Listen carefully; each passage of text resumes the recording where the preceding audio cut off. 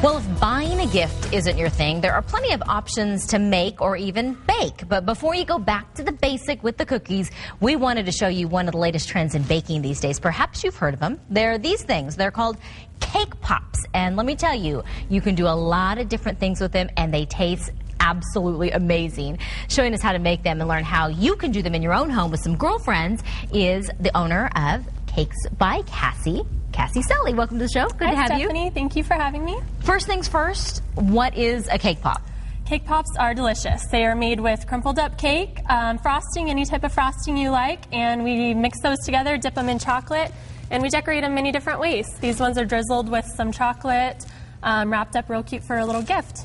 And so the creativity is really, it's endless. But I want to get right to it. Let's get started. How do you make them? What are the ingredients? And okay. Are they tough to do? Just a few simple ingredients, very easy to do.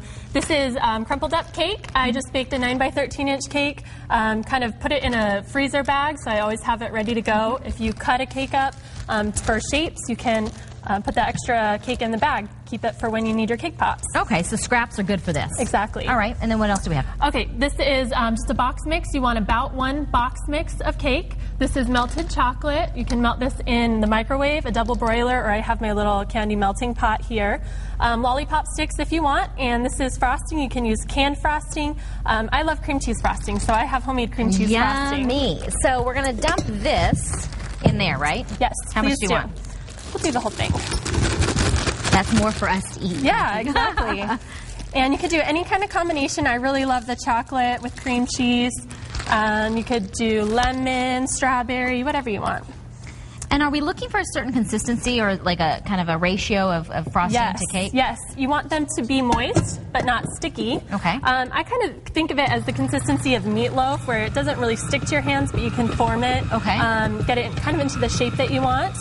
I'm going to scrape this a little bit here. Now, if we don't have one of these fancy dancies, can we use a hand mixer? You can use a hand mixer. You could even mix it with a large wooden spoon or a spatula. If you want to work out. Right. Maybe a smaller amount. Yeah, definitely. So I want to fast track. Now, you told us basically this is going to be a meatloaf consistency. Right.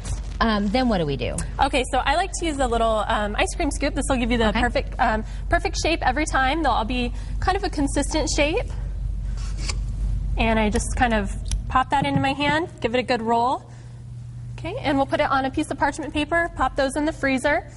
Just about 10 minutes, 10-20 minutes in the freezer, and they'll come out a little bit firmer like this. Okay. Meanwhile, while those are in the freezer, I usually have my chocolate melting. And Can I do one? Yeah, please do.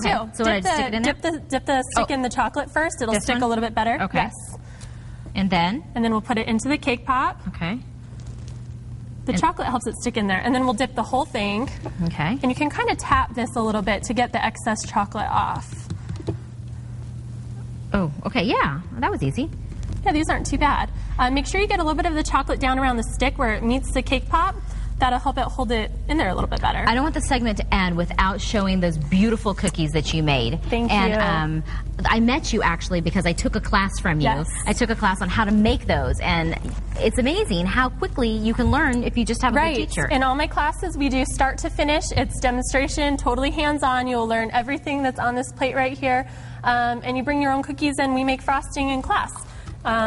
It's really fun, very laid back, very hands-on. And very affordable. I mean, like anywhere between like $18 and $50. Right, and you go depending home on the with class. all your cookies. Yes. Yes. Well, speaking of cookies and speaking of finished products, it looks like after that was wet, we have all different options, don't we? Yeah, these ones have sprinkles on them.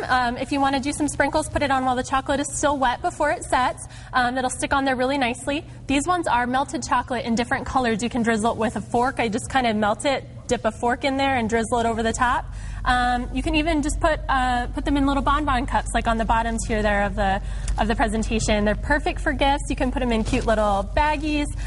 Perfect for kids too. They love eating these off the sticks. Well, I love eating them. I've eaten like 4 since I walked in the studio. Yeah. Thank you so much. Thank we you. so appreciate you, Cassie. And if you'd like to get more information about Cakes by Cassie classes in the new year, you can check out Cakes by CassieAZ.com, and we're also going to have the recipe for cake pops on SonoranLiving.com.